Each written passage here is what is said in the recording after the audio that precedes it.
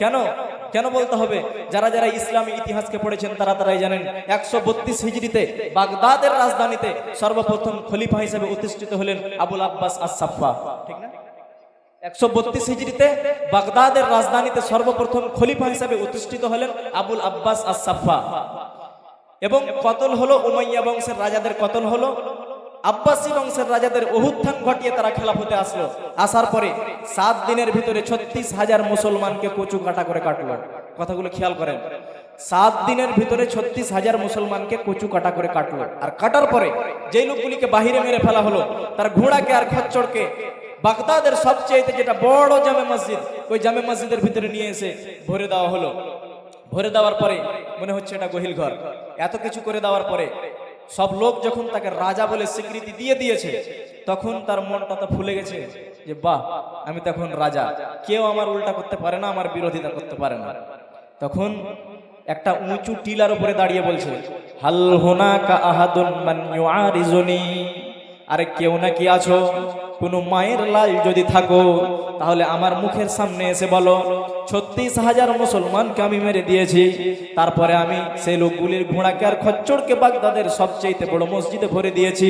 যদি কোনো মায়ের লাল থাকো আমার মুখের সামনে এসে বলো দেখি যে তুমি এই কামটা ভুল করেছো। লোকদেরকে জিজ্ঞাসা করছে, আমি যা করেছি সব ঠিক করেছি না ভুল করেছি? সব লোক বলছে না, আপনি যা করেছেন সব ঠিক করেছেন, আপনি যা করেছেন সব ঠিক করেছেন।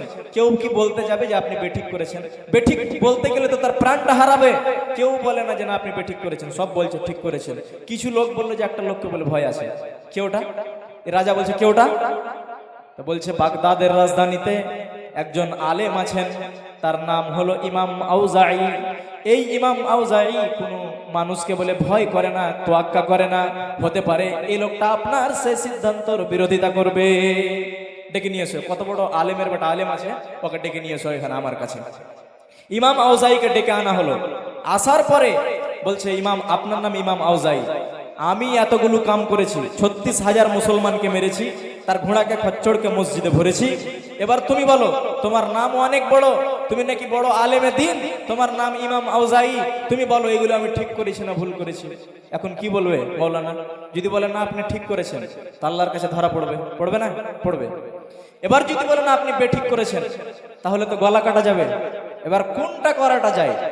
তখন বলছে, আমি নিজে থেকে নিজের কোনো কথা বলবো না, আমি খুঁজবো আল্লাহর কোরআনে নহে নবীর হাদিসে, যদি পাই তো সেখান থেকে আমি বলবো। খুঁজেন, কোরআন খুঁজেন আর হাদিস খুঁজেন, দেখি সেখানে পান কিনা।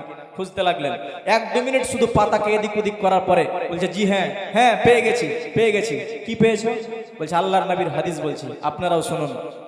লা ইয়াহিল্লু দামু ইমরিম মুসলিমিন ইল্লা ইহদাই বিসালাসিন। নবীজি বলেছেন, কোন মুসলমানের রক্তকে কোন মানুষ যদি লা ইলাহা ইল্লাল্লাহ পড়ে নেয়,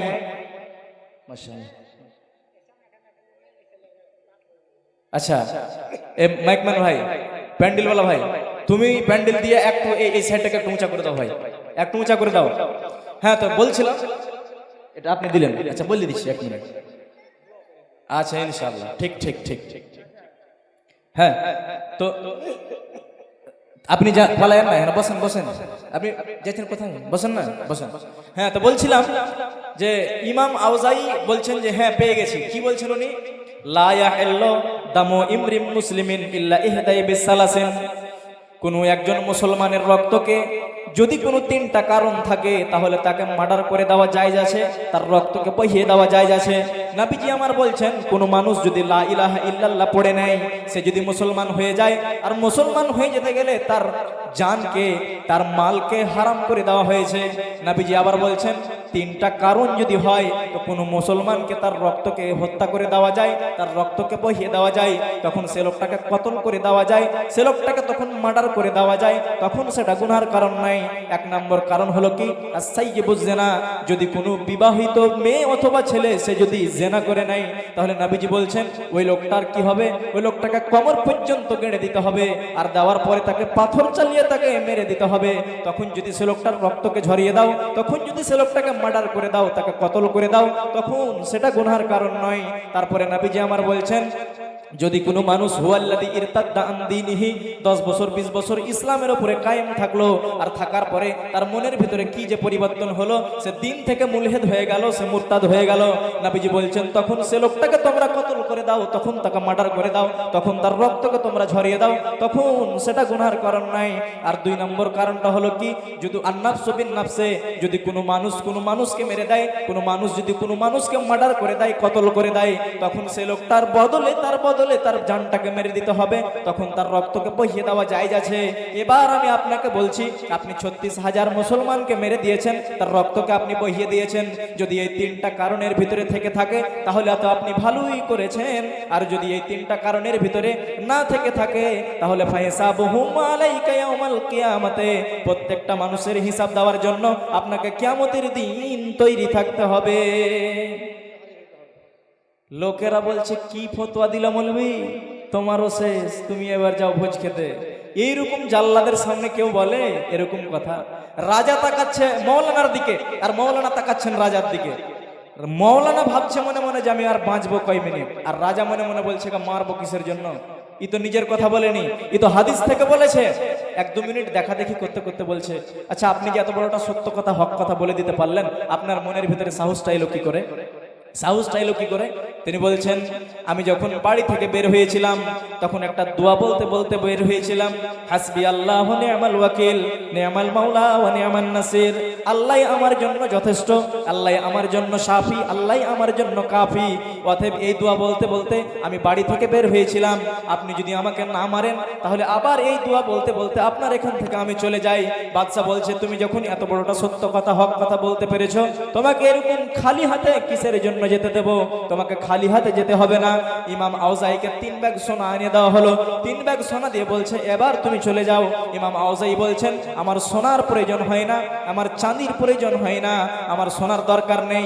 আপনার এখানে অনেকগুলি লোক রয়েছে যার সোনার প্রয়োজন রয়েছে, যার চাঁদির প্রয়োজন রয়েছে, তাদেরকে আপনি সোনা দেন না, চাঁদি দেন না, আমার সোনার প্রয়োজন নেই। আমি তো হলাম একজন মুসাফির। মুসাফির কেমন হয়? যেমন গাছের ছায়া দেখে ঘুম দেয়, আবার 1 ঘন্টা পরে সে ছায়ার জায়গায় রোদ চলে আসে। আমি তো হলাম একজন মুসাফির। এই মুসাফিরের বেশে আমার সোনার প্রয়োজন নেই। তিনি এই বলে 3 ব্যাগ সোনাকে ওখানে ছিটিয়ে দিলেন। যেমন বিবাহের বাড়িতে মানুষেরা বাতাসাকে ছিটিয়ে দেয়, আর মানুষেরা হুড়াহুড়ি করে গুতাগুতি করে বাতাসাগুলিকে কুড়িয়ে নেয়, এরকম করে ওখানকার ওয়াজিরেরা আর মিনিস্টারেরা সব সোনাগুলিকে কুড়িয়ে নিল। আর তিনি বলছেন, যদি আপনি আমাকে না মারেন, আপনি যদি আমাকে যেতে দেন, তাহলে আপনার এখান থেকে আমি পা বাড়াই। বাদশা বললেন, যাও, তোমাকে যেতে দিলাম। তিনি বলছেন, হাসবি আল্লাহু নি'মাল ওয়াকিল নি'মাল মাওলা।